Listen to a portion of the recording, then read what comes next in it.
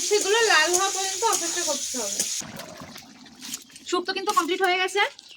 নমস্কার বন্ধুরা, আমি মনীষা, আর মনীষার রান্নাঘরে তোমাদেরকে অনেক অনেক অনেক স্বাগত। আর আজকে একটা নতুন রেসিপি করব, তো চলো তার জন্য চলে আসলাম। আর আমাদের বাড়ি তো গ্রামে অনেক রকম শাক সবজি সব কিছু পাওয়া যায়, মানে বাজার না করলেও মোটামুটি এটা ওটা দিয়ে টুকটাক চলে যায়। চলো আজকে তেলা কচু রান্না করব, তেলা কচুর শুক্তো করব। তার জন্য এই দেখো তেলা কচু হয়েছে, এই তেলা কচুগুলো তুলবো। সবাই তুলে নিয়ে যায়, তো এই জন্য মানে এখানে ওখানে হয়ে রয়েছে, যে কটা সে কটাই তুলবো।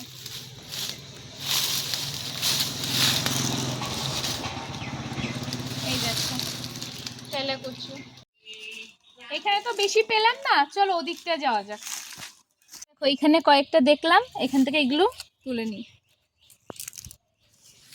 সবাই তুলে নিয়ে যায় তো থাকে না এগুলো, আর গরম পড়েছে, এখন সবাই শুক্তো খাবে বেশিরভাগ, এই জন্য এগুলো তুলে এইগুলো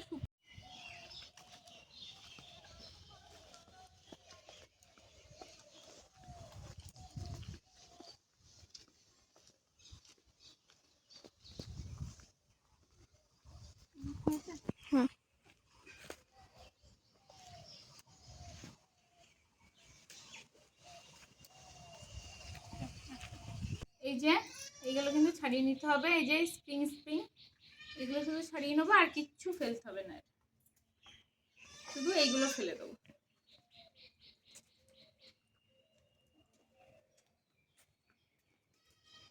এই দেখো শুধু এইগুলো ছাড়িয়ে ফেলে দেবো, এইগুলো ছাড়িয়ে ফেলে দেবো।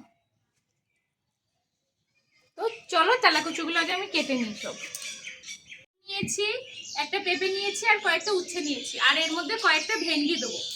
আর চলো এইগুলো কিন্তু আমি এরকম ভাবে কেটে নেবো।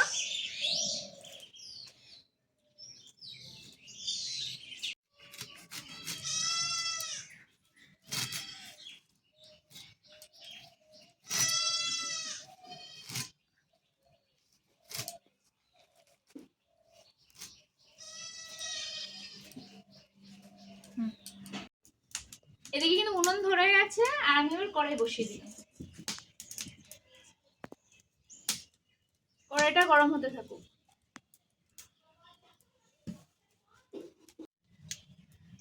এবার কিন্তু আমি সর্ষের তেল দিয়ে দিলাম। আজকের রান্নাটা কিন্তু সর্ষের তেলেই হবে।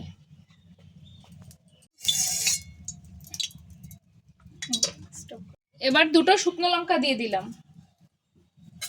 শুকনো লঙ্কাগুলো একটু লাল লাল হলে তার মধ্যে দিয়ে দেবো সর্ষে।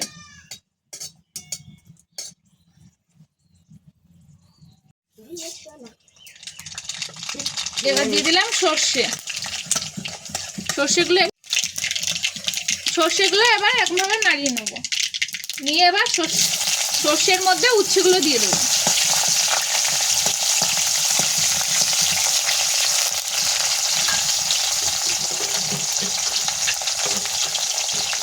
উচ্ছের মধ্যে অল্প লবণ দিয়ে দেবো।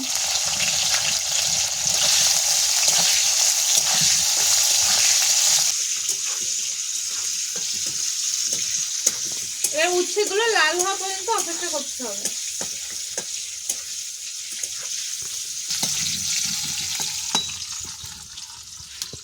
এবার যে বাকি সবজিগুলো আছে, এখানে পেঁপে আছে, আলু আছে, আর ভেন্ডি আছে, এই সবজিগুলো আমি এটার মধ্যে দিয়ে দেবো।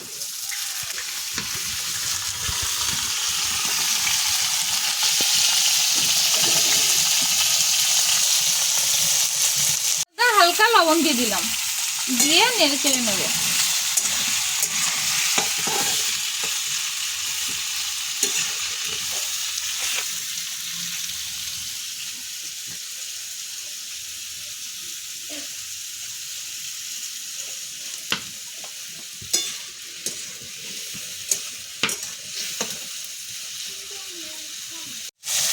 এবার হলুদ দিয়ে দিলাম, হলুদ দিয়ে সবজিগুলো লাল লাল করে ভেজে নেব।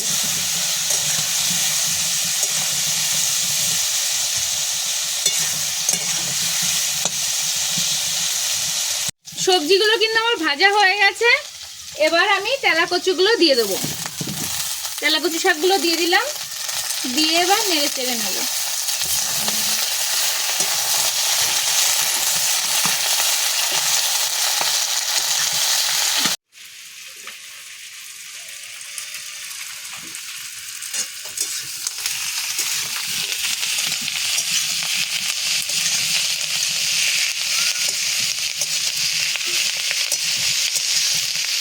এবার কিন্তু আমি জল দিয়ে দিচ্ছি।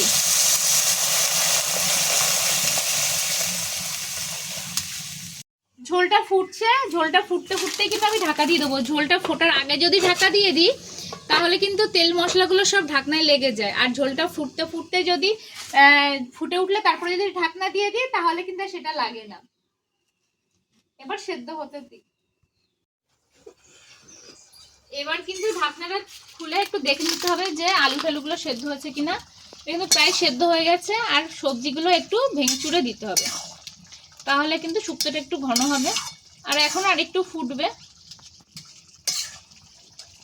এরকম ভাবে ভেঙে চুড়ে দিতে হবে। যে সামান্য পরিমাণে চিনি দিচ্ছি, চিনি দিয়ে আরেকটু ঢেকে দেবো যাতে ঝোলটা আরেকটু কমে আসে। এবার কিন্তু ঢাকনাটা সরিয়ে এবার দেখছি, এই দেখো অনেকটা কিন্তু মাখা মাখা হয়ে এসেছে। এবার কিন্তু আমি নামিয়ে নেবো, শুক্তো কিন্তু রেডি হয়ে গেছে। এরকম ভাবে তোমরা একবার বাড়িতে করে দেখো অবশ্যই। দেখো